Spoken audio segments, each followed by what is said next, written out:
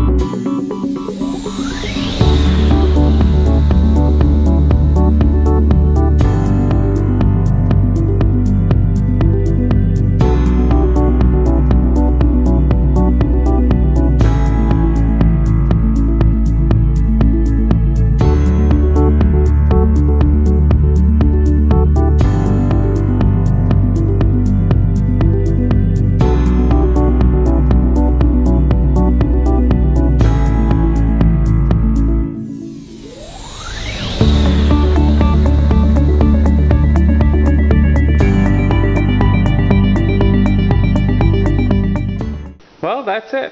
All I have to do now is wrap all of these in batches of 3 grams, and I'm done.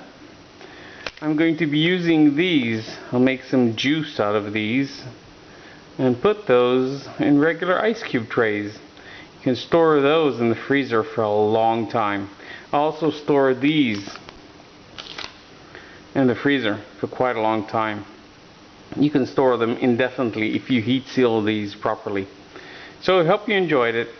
It's a quick and short video of what I do to preserve things so I can make candies year round. I hope you try this, give it a shot, and I'll be seeing you shortly. Thanks for watching, and have a sweet day.